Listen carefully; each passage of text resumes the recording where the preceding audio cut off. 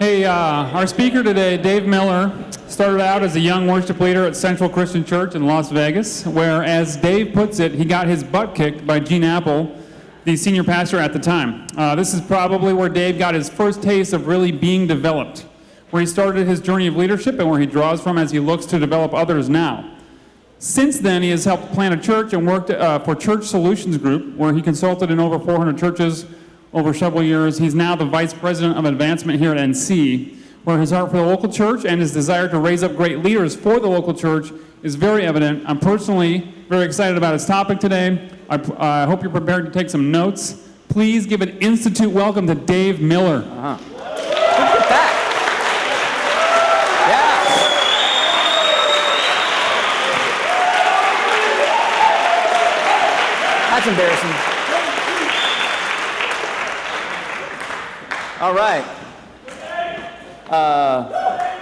Why don't we pray? Okay. Who's tired? Students? Anybody tired? Anybody feeling overwhelmed, like they can't do it yet? Anybody? Anybody? Yeah? Okay. Well, the good news is your Father in heaven is the King of the universe. He's got everything you need. So let's take a couple of minutes and invite him, all right? Let's pray. Father God, you are great. There is none like you. And a beautiful day like today, the blue sky, cool breeze, everything comes from you. When we give back to you, what we have to give comes from you. It's kind of silly in some ways when you think about it. We're nothing without you. And so I pray that your Spirit would be here with us, open our hearts and our minds to what you might have for us. Let us not waste the moments that we have. We don't take it lightly, what you give us and the call that's on our life. And thank you for these students, and I think about their parents or their friends or their aunts and uncles and grandparents and their home churches and the people that have made this possible for them even to be sitting here. Donors, and we are thankful. And we don't take that lightly. So be with us here in the next few minutes. In your Son's name, pray, amen. Welcome to our guests, some pastors in the room. And, I have to say a special welcome to Mr. Haynes' friend. Mr. Sapp is here today, and he is a dear friend of this college.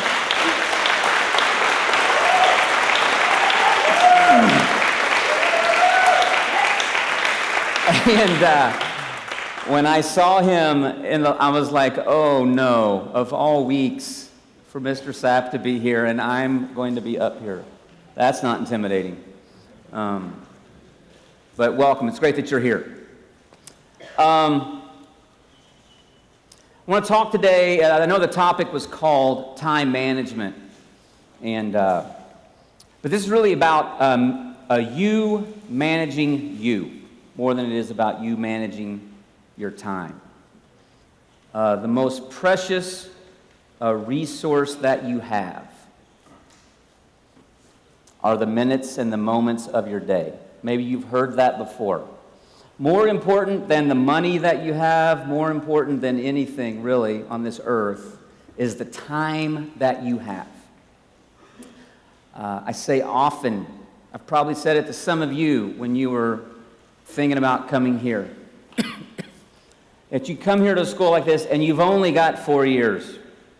It's not a lot of time to get ready to go do ministry. So I want to talk about something that's really, really important. Maybe through my bumbling and my story, and the Holy Spirit could translate, and then maybe you could have something of worth that you could write down today that might serve you. We were doing some coaching this morning, and a student asked me, how do you know when you feel too busy and you're overwhelmed, how do you know when you're really in a spot you shouldn't be, like you've taken on too much? And we talked about that.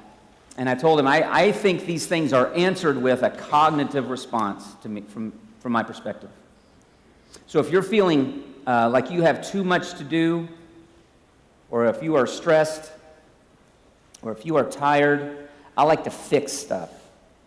And I think the way you fix these things is you put a plan in place to help alleviate as much of that as you can. It was 1995. I was 25 years old. We had 2 kids at the time. I was in Las Vegas.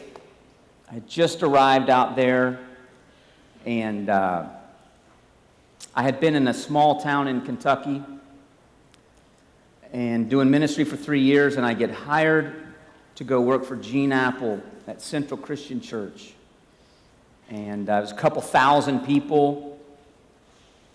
And early on, maybe the 3rd week I had been there, Gene, I'm going to a meeting.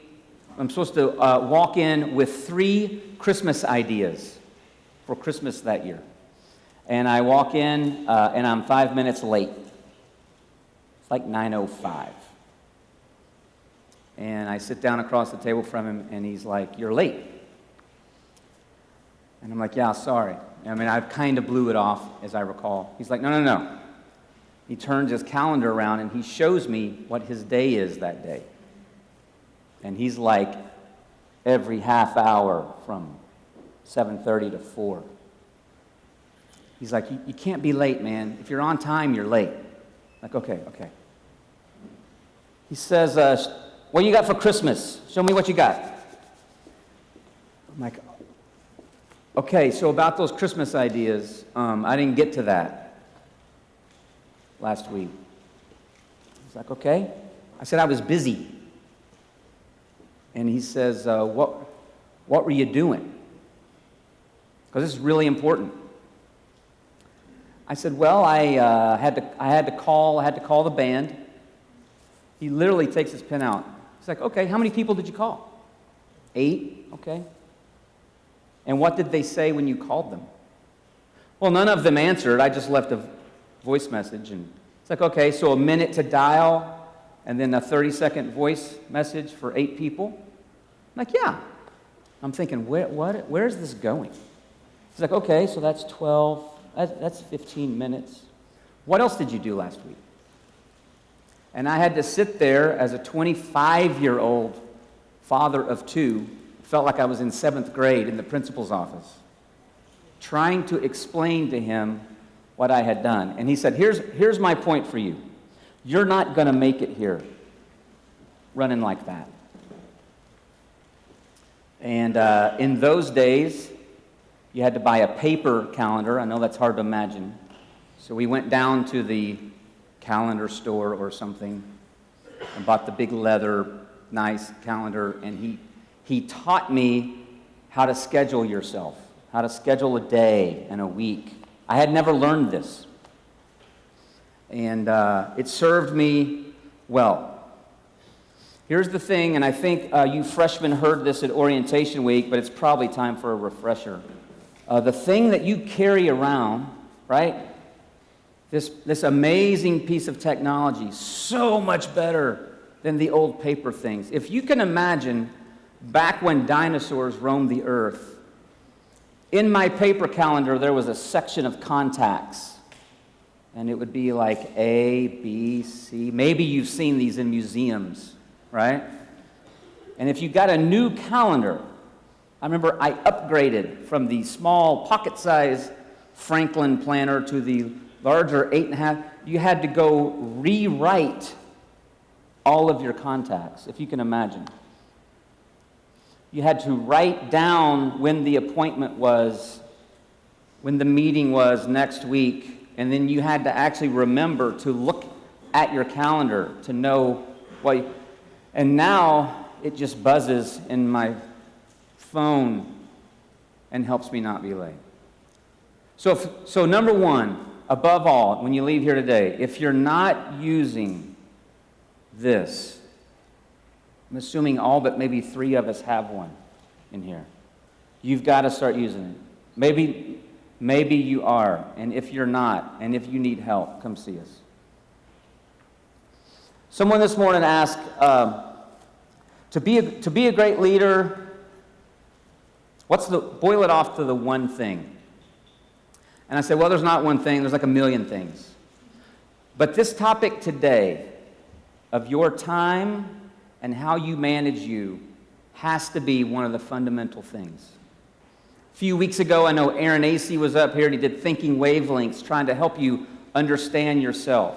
Fundamental, is understanding who you are and then how you manage yourself, okay? Why is this important? I want to take you through, very quickly, your context here and remind you that when Justin Moxley was here, remember this, a couple weeks ago, and he talked about the 3,700 churches every year that are closing. And you've heard the statistics. I'm not going to review them all with you. How the great majority of most churches in America, not on mission. The church needs a different leader moving forward. So you have to be prepared differently. At this college, the way we talk about it these days, it's like there's 3 paths. There may be 1 path and 3 tracks. One is the academic path. This is the stuff that traditionally colleges do awesome at, right? Sit in a classroom, learn from really smart people like Mr. Huddleston, Mr. Haynes, Steph Rowe, Wood and Krause and Cahill and Mr. Chilcote. Take notes, pass the quiz, get a GPA. That's your assessment path here. So for hundreds of years, we've got this one down. A second thing we talk about here is your spiritual development. Spiritual development. Okay? This is what Theo and Christy and Scott Beckenhauer, the house system. I love reading the tweets and the stuff that's going on. Chapel, all the Bible things you're doing here. Developing who you are spiritually, your heart. This is the head piece. This is the heart piece. But then there's this other thing we talk about.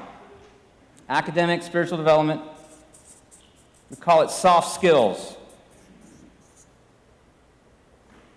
These are things like you understanding you. What are you good? Where are you gifted?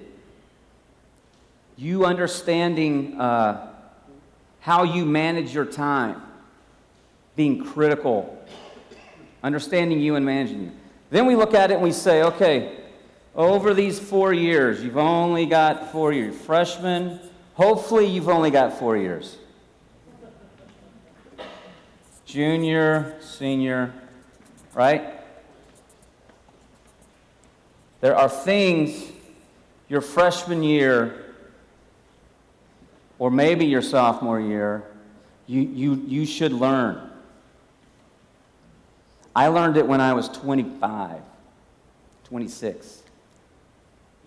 You have opportunity to learn this now. If you're feeling overwhelmed and too busy, there's a reason. And the reason is probably when you go into ministry and you go lead something great, you go lead a kids ministry or a home for battered women or a mission in Guatemala or a church, I guarantee you're gonna feel overwhelmed, just a little bit out of control, and these things that you could learn today could serve you for a great time, okay? All right. Let me ask you a question. These three paths are designed to help you grow. How do we grow as individuals? Somebody. When are times that we grow? Excuse me? Trials. At 44, the times of my life when I have grown the most is when I'm getting squeezed. When I am out on a limb, feeling a little overwhelmed. I'm in trial, right? The school here with these 3 tracks, hopefully, it's stressing you just enough that you're going to grow. But how do we do it? Okay. Go to the second page, this grid. I'm going to take a little assessment. Let's find out how busy we are. Okay? Everybody's got this page in front of them? Got a pen? Might have to put the Doritos down. All right. So amount, there's a category of what we're doing and an amount per week on average. So start at the top.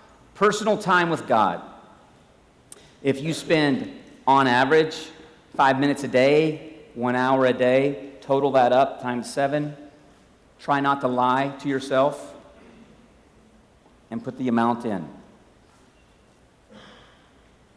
So in other words, if it's 10 minutes a day, that's about 70 minutes. That's about an hour for the week. Everybody clear? I know we don't do math here. I just want to make sure you're with me. All right. Hours of class. How many hours of class are you taking? 15, 12, 17, write that in. How much time, on average, are you studying? So you're going to think things like, well, tomorrow I've got a Greek exam, so tonight it's 4 hours. But tomorrow, or yesterday, I didn't do anything. So you have to, in your mind, average this out, put the total. You with me? Is this hard? You got an hour and a half of this activity, Institute meetings a week. If you're on a leadership thing with the Institute, you've got, it's supposed to be 20 hours a month. That's 4 hours a week. You're in your house, if you're doing an hour small group meeting and an hour of fun, total that up. Your job, are you volunteering or working ministry off-site? Are you doing other stuff on average? Having fun, downtime, other? Those of you who are guests here could probably do this exercise and just put your own titles in, right? All right, total that up. How many hours in an average week are you scheduled?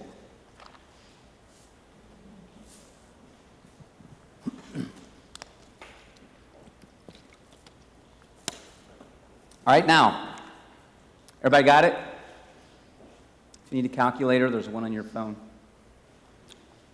I would need a calculator. What time do you normally get up? On Saturdays, you get up at 3 in the afternoon. A couple of days a week, you're up at 6. A couple of days a week, you're up at 8. Just pick an average time. Put that in there. What time are you going to bed?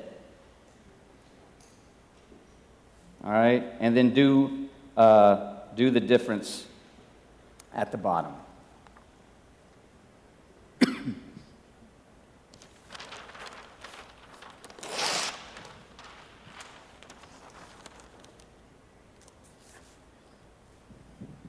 Everybody done?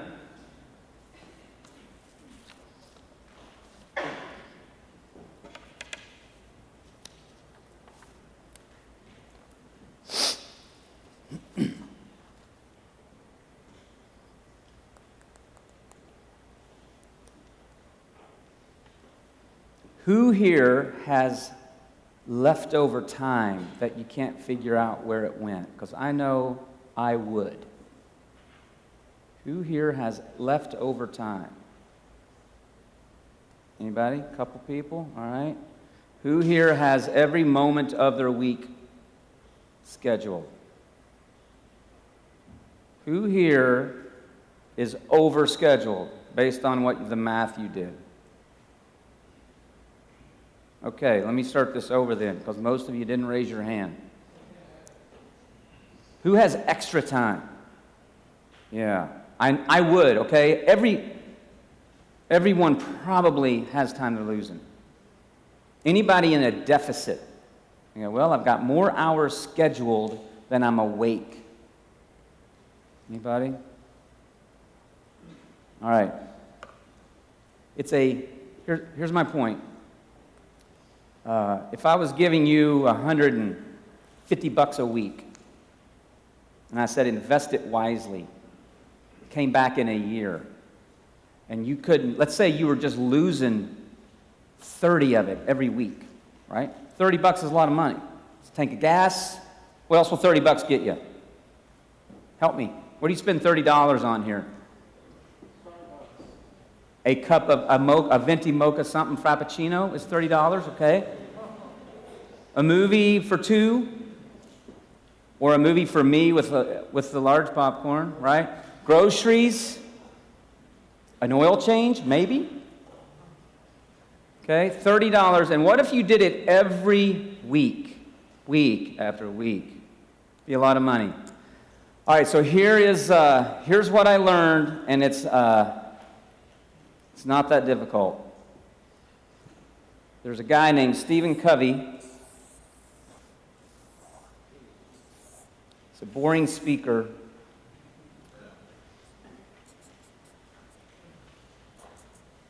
He talks about these 4 quadrants. And he talks about, you've got it in front of you. If you look at urgent, not urgent, but this is important, okay? I don't know if I gave you that on your sheet or not. Did I? This is not important. I want you to shout out and tell me something in your life that is important and urgent. Oh, wait. What? Greek? Who said that? Who said Greek? Greek? All right. Let's think about this. You have a Greek, test? Exam, Greek exam, when is it? Your Greek exam is important and it's urgent. It's right here. What else do you have coming in Greek that you know about?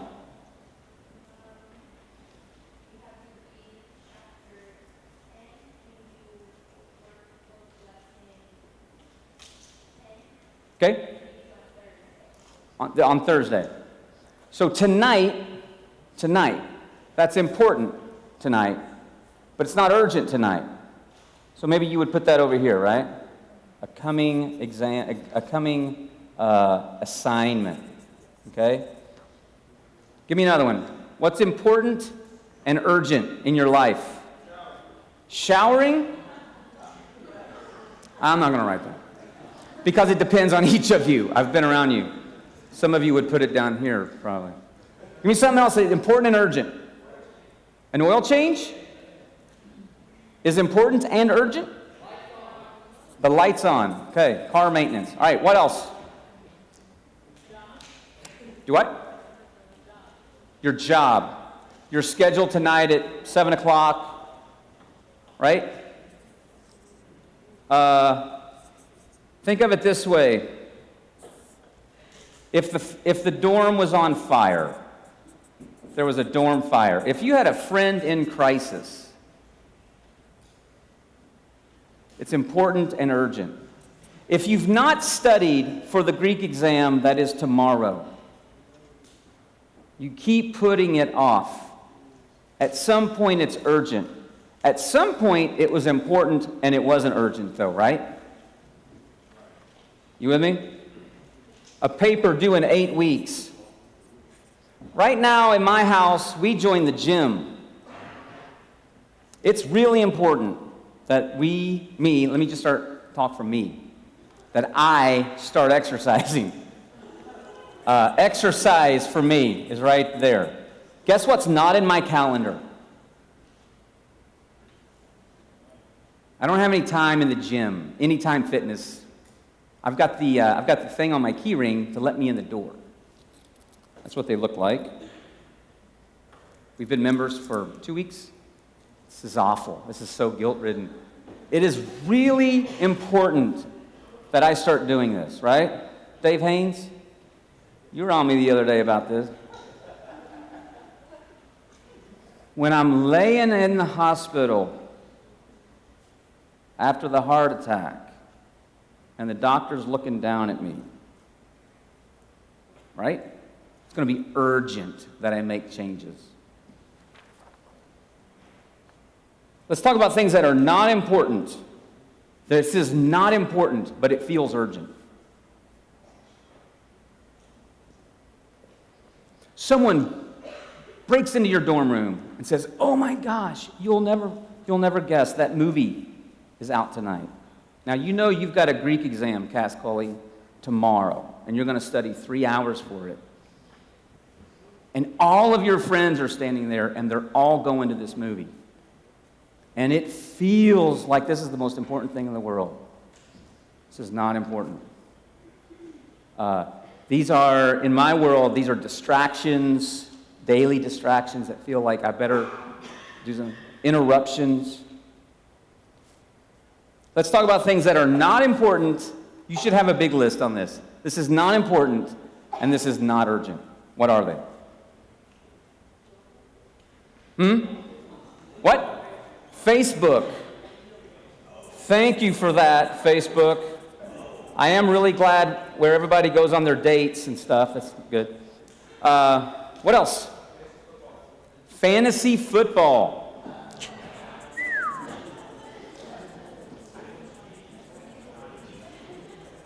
What else? Video games. Don't get me started.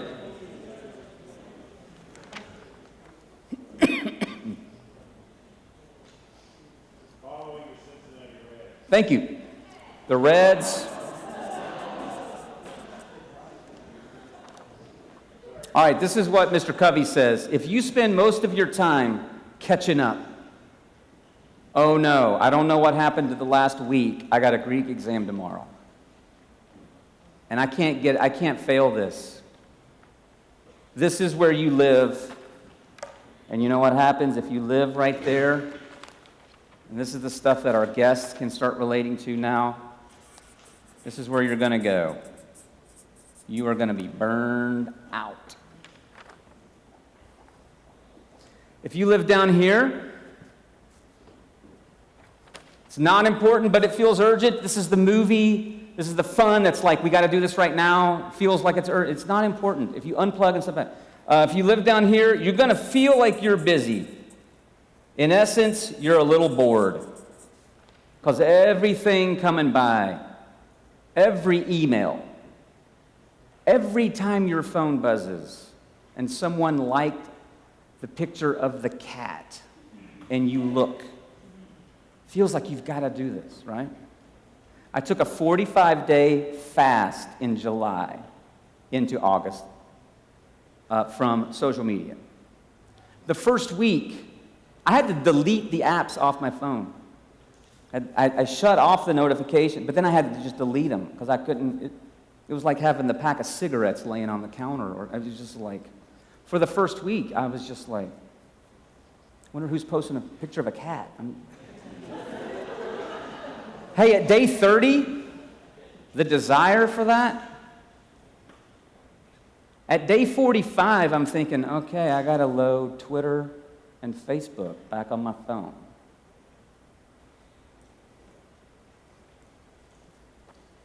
Challenged a student to do that, and she did it. If you live over here, living things that are not important and not urgent, this is what happens in the real world. You get fired. Here, you just don't come back next year.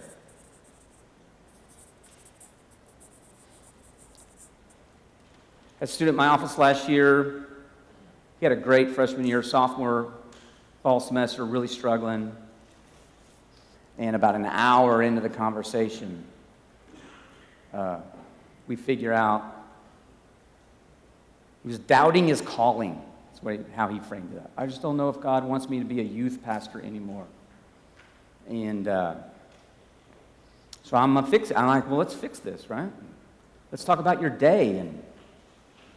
And he was doing like 30, 40 hours a week video game. Flunked out. He's not here. Mr. Covey says, if you're up here, you can lead stuff. You can help bring change for people.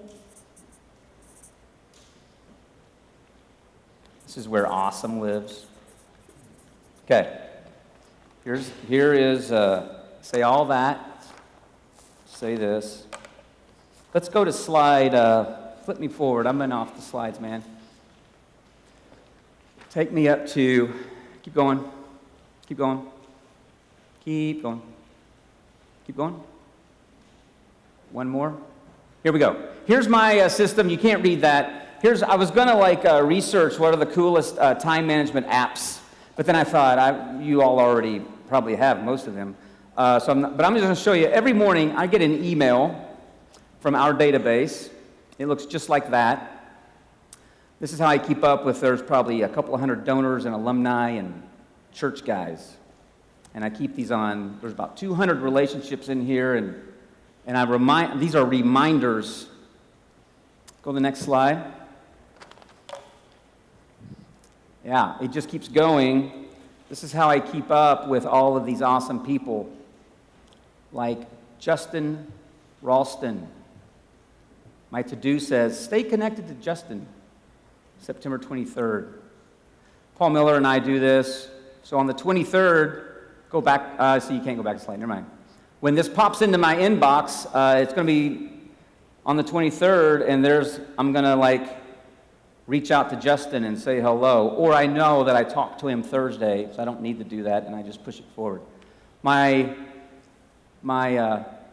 point in showing you this is that there's 100,000 apps and awesome things that you could use, and you're way better at it than me.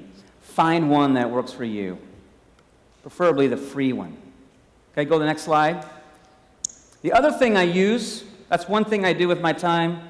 The other real kicker, though, is I've got this moleskin, I carry it, and you can see I was obviously in a boring meeting one day, and I've doodled on it. Go to the next slide. I start each week with something that looks like this. And what I did way back when I was 25 is I called this quadrant A, I called this B. Go to the next slide. And this is how I run my life. There's A stuff, B stuff. I start the week moving forward, and if this isn't checked off, then the A stuff goes onto my calendar eventually. So it's not like when I'm sitting there, really the B stuff is the stuff I gotta do that day. So I start either Sunday night or Monday morning, and I kind of write everything down, and a lot of it I carry over from last week. I just rewrite it on a new sheet, make it nice and clean. Does that make sense? And then I look and I go, what do I have to have done 5 o'clock Monday? That's the B list. Well, why is that not the A list? Because it's urgent and important. The not urgent stuff, though, is where the good... This is the stuff that's going to, for me and what I'm trying to do, actually take it forward. There's a student someone told me about. Look, Tony, new financial reporting. And eventually, when I move that forward, and it's been a few days, and I know I told myself Monday this was an AI, eventually, and I should have taken a screenshot of my calendar, and I didn't. I'll look for a hole in my calendar, and I'll put in there from 10 to 11 Thursday, I am going to get this done. If I don't do that, I'm just answering the 200 emails, the voicemails. Okay, so application students. You should have in your calendar Okay, what do you like to do? Throw the frisbee? You got a softball game Thursday night? You want to go to that movie Fury is coming out Friday? You want to go to the premiere of that? No, it's not. I just lied. I have no idea when it's coming out. You should have fun scheduled in your calendar. You should. If you're a gamer, when are you going to game? How much appropriate time is it? And you should put it in your calendar. And then let your calendar manage yourself, and your calendar manages you back. Make sense? John Miller, who's in India, was talking to him about this last year. He said, until you're so busy, you have to schedule fun, schedule time with God even. You'll never do it. You have to schedule your studies. Hopefully he doesn't mind me if he's watching this next week. Hi, John, in India. But he was struggling with Greek. And I'm like, well, show me your calendar. And I thought, well, we'll fix this, right? So I look at his calendar, and he had from 10 to 11, I think every night he was reading. 6 to 7 was time with Jesus. I mean, his calendar was packed. He had downtime in there. I'm like, John, you're going to have to get up an hour early. He's like, I don't want to get up an hour earlier. I'm like, well, for a season, you're going to have to get up an hour earlier. He came back in 6 weeks later. He's like, hey, man, I got my grade up above a B. Showed me his calendar, and it was starting at 6 instead of 7. He was doing his Greek every morning before 8 o'clock. He said he had read on a blog that what you do before 8 matters, right? If you are feeling stressed out, overwhelmed, you can't do this, there's a cognitive plan that you can put together, I bet, that will show you that you can.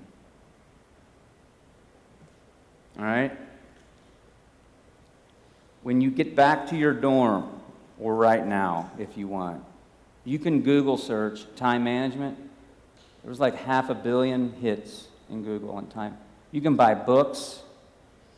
You can get apps. It's about managing you. All right? It's 1 o'clock. First question, Dave. What is 20 divided by 4? Just curious. I know we don't do math here, but 5? it's 5. See, he does know the right answer. I'm just saying.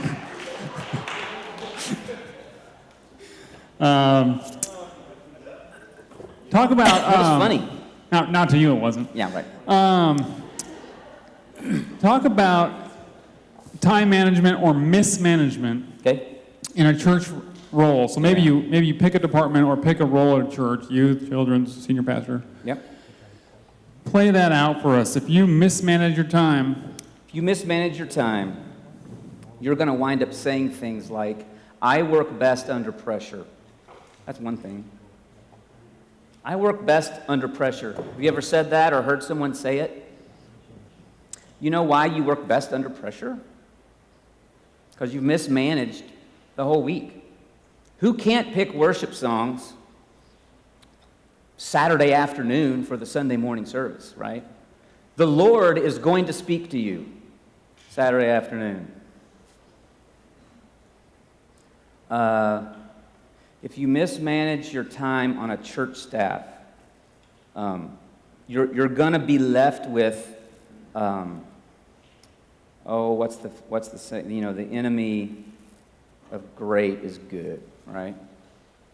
So I have mismanaged time, and we need an idea. And this is like for a service in a couple of weeks. We need an idea. And I mismanaged my time, and I only had enough time for one idea, and that's the one we went with. What if we had managed our time better and we had 4 ideas? What if we had developed all sorts of things and then we picked the best one? How much better would it be?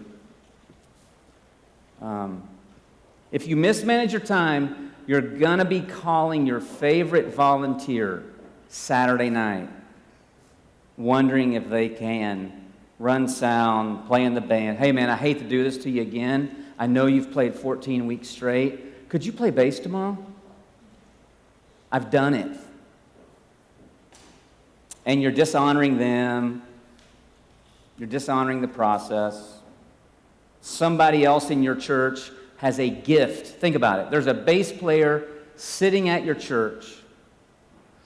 Why don't you know them? Well, you didn't take the time to relationally work through your church, meet that person, call them in, audition them, interview them, schedule these things out. Let them come to 3 rehearsals just to see if they fit in before they have to play, right? Or the kids pastor and the volunteer who's been in the 3-year-old room 12 weeks straight because you're not building the team. But your Facebook's up to date, you know. I'm so glad there wasn't Facebook when I was your age. I mean, how awful that must be. That's what it feels like. Eventually, you run that out, and you become known as the person who just can't build the team. Really talented on stage. Really talented teaching the lessons to the kids.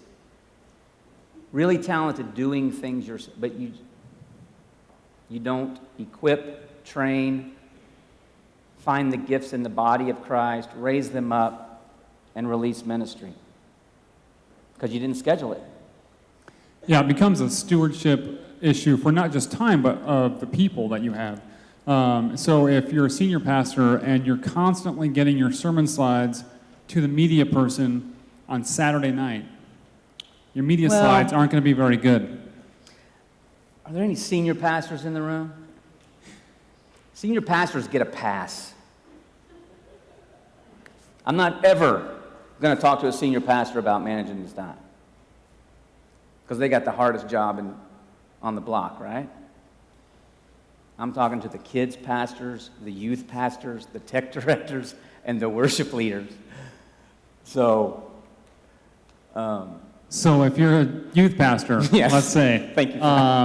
And you fail to get out a summer calendar to families in time, you're going to potentially have less people at your event. Right. And who knows who could have brought a friend to that thing if they had planned their family vacation around your trip, and it makes a difference. So it plays out positively or negatively. Well, you're about to, it sounds like. Since you are one, you can. Yeah. We got a senior pastor who needs to push back. I appreciate what he was saying, the efforts he's giving, but I also think senior pastors can really destroy morale by not honoring the people on their staff, by not honoring their schedules, and the things that they're working on. So I appreciate what you say, but I think it's a two-way street. We have a senior pastor in the crowd who decided to shouldn't have all of the passes for senior pastors, and I can't say I disagree. Take that up with John later, I guess. Yeah. All right, so let's say you're someone who has formed poor habits of time management. Yeah. And you're kind of in this, it's a rut. I mean, it's hard to break out of this. How do you break out of bad time management habits you've developed? I would say the same way you break out of anything. And if you are sitting here and you're like, yeah, I've got an iPhone and I've never used the calendar app. I only play games with it. Find someone to be your accountability buddy and show you how to do this. That's what I wouldn't pray about it. Don't pray about it. There's no reason to. You understand that, right? Like, is that fair? There's no reason to pray about that. Go read how many Proverbs about what wise people do. And this is a stewardship thing. It's the most valuable thing you have is your time. And if you are wasting it, then that's kind, It's a heart thing. But you just have to do it. You just have to do this. There's a dark side to scheduling constantly or work, which could end result work too much. You said to me the other day you were sober from workaholism since '96 or something like this. How did you set parameters or become sober from workaholism? By doing this. This is actually, I think, what will set you free from those things. And I know it from 18, this is maybe for our guests in the room more than for our students, right? So if some of you who, if you're in ministry and you're leading stuff, and you can work a 10-hour day and not get it done. So tomorrow you work 11, right? So you still don't get it done. Well, this is by scheduling yourself and working these simple priority kinds of things will keep you from that the George Jetson kind of Jane, get me off this thing. So I think maybe our first 3 years in ministry when we lived in Kentucky, those were I'm going back over there on Saturday morning.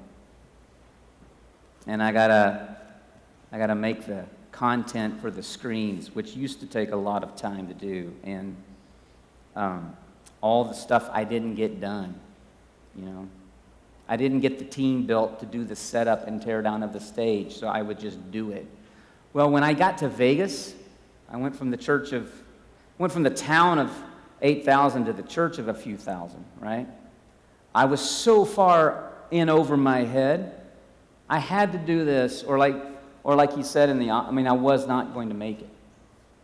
So I think if you're the workaholic, I think engaging in the same practices is going to keep you from doing that. So what are some things you had to do? What boundaries personally did you have to set? Well, right now it says most Tuesday nights, 5 o'clock, it says date night. Yeah, right? And so we go to a restaurant and I put the sheets on the wall with the markers and we talk. Just kidding. We don't do that.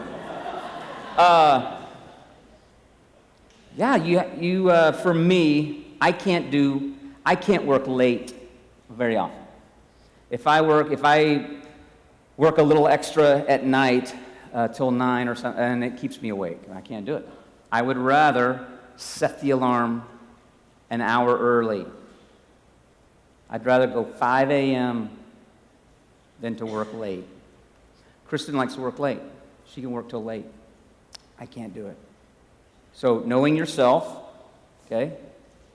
Know that about me, and I manage me accordingly.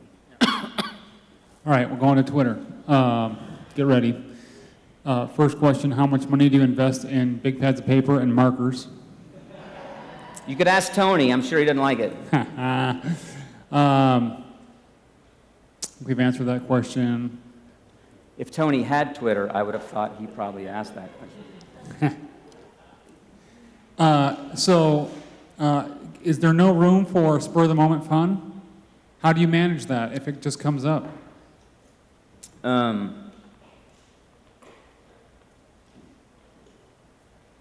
Here's what I would say to you, and someone asked me today, like, why am I here at this college? And I'm here, honestly, because the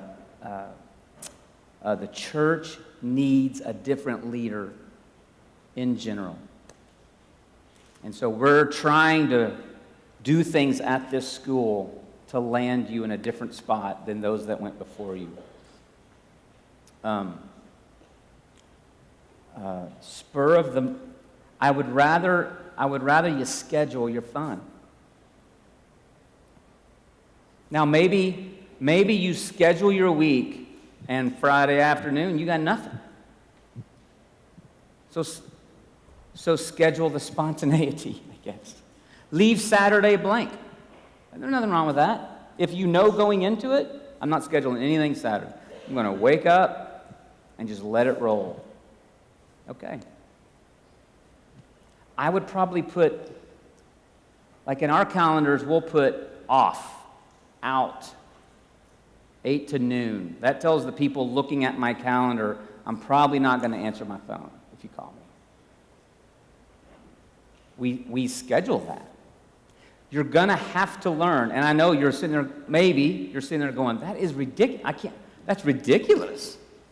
Well, I would tell you, hopefully, the stuff you're doing in the Institute, the academic plan, and the stuff that we're trying to do in the spiritual development, hopefully it does feel overwhelming, because that's the point, really, is to put enough pressure on it that you don't break, but you have to develop these skills, right? Who asked that? Spur of the moment question? Somebody on Twitter. Somebody on Twitter. Somebody Okay. on Twitter. Is there a difference between balance and margins? Yeah, I don't like the word margins. Christy and I fight about this a lot. I mean, I think I have margins in my life. I do. I just told you about one. I don't work past, I don't work at night. I can't do it. And I will tell you this, okay? Here's one. I've had lots of senior pastors lately say to me, young people in ministry today don't know how to work. Has one of your buddies said this to you, John? I've heard senior pastors say, it's like they show up on my staff and they have an unhealthy thing the other way. Like maybe we saw enough people just burn up and burn out in ministry that we've gone the other direction, maybe for a decade. I would just say, be careful what you call margin is not lazy.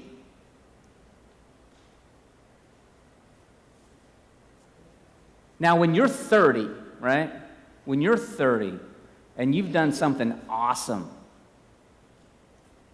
for a long time, I think that's when we start talking about margins. I just think at your age, like, your relationship with God ought to be in your calendar. If you're married, that'll be in your calendar.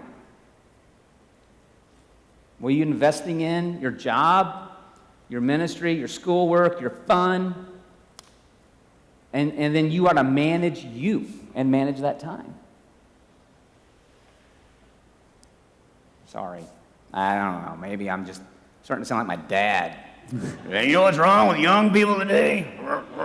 I had a pastor yesterday in Denver tell me this. And I have heard that a lot.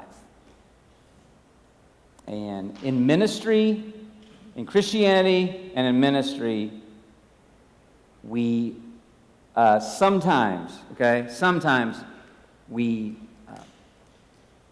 cover that and we put a better word on it than what it is. It's my opinion. Yeah, I mean, we've got people who would come and say, hey, I'm so busy. In fact, I had someone come to me the other day and say, I'm really busy and I have to make money because I got this payment and stuff. And I asked him about his calendar and about his budget, like on paper budget, and he didn't have either one. Right. So I said, maybe it feels busy, maybe it feels like you're over budget or you're not going to make the bills, but maybe you don't have to be working as much because it's not as bad as it seems. Right. You won't know until you do the work and figure it out. The volunteer, think about it this way. You're here preparing to be in youth ministry, worship, kids, whatever. And you're going to find people, church of 80, church of 18,000. You're going to go find the most awesome, dynamic people you can find, right? Give me a nod. You with me? You're going to find the most awesome people to serve on your team. Yeah? Does that make sense to everybody?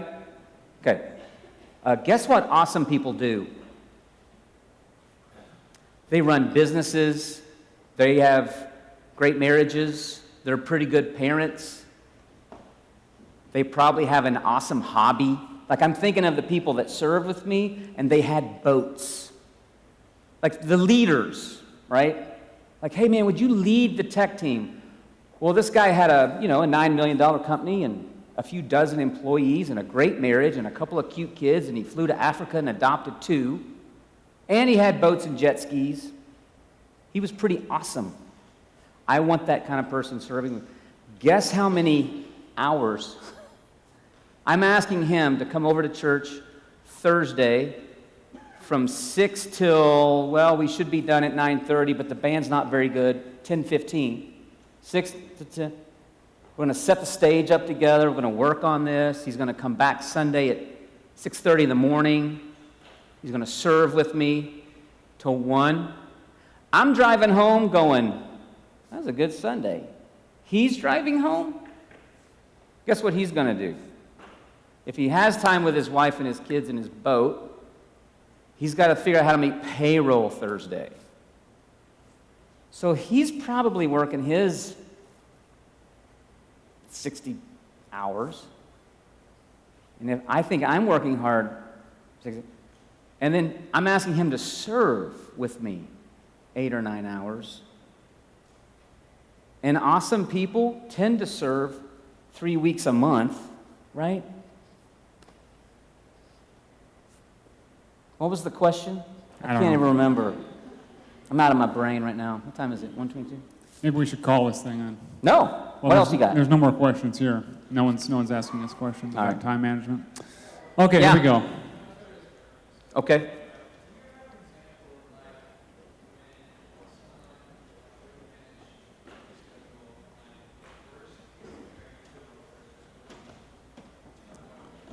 Yeah. Question is, let me repeat the question real Yeah. quick, is have you ever seen an example of someone who didn't manage their time and just tanked? Yeah, they got fired. Can I tell this, Paul? When I showed up here, Paul Miller had a flip phone. I think it's like from the 70s. It's from before phones were invented. It's like this big. I'm like, I don't know who has to pay for this, Paul, but you're not, yeah, come to think of it, okay, now as I'm connecting the dots in my brain.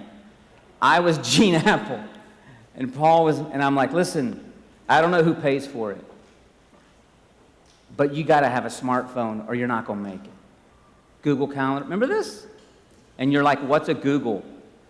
And we sat down and we worked on it. Now there's an example. I don't know how old Paul is, he's not 20, of someone who adjusted, right?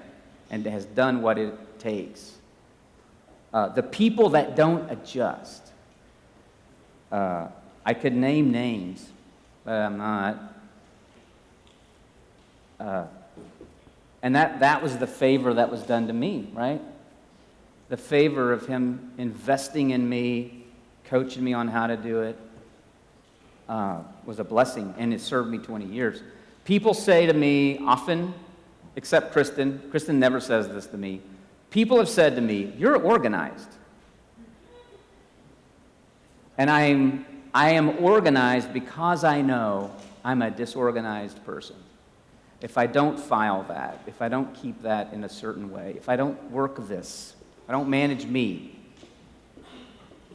I'd be in trouble. Yeah, so anybody else, questions from the audience real quick before we wrap this up? You need to figure out what's the next thing for you that you have to do. It's not gonna work overnight. You've got to figure out how this works for you. Try some stuff out, download the app, whatever it might be is your next step. But right now you should be thinking, what's the one thing I'm gonna do before the end of the day to help me better manage myself? I'm gonna go do that one thing. And then, there's probably a list of about 5 things you want to do, and hopefully you can accomplish that, in the next month, if not the next week, depending on what those things are. So, very helpful, very helpful. Hey, next week we've got Mick Schultz talking about measuring results in ministry. Let's thank Dave Miller for being here. Awesome.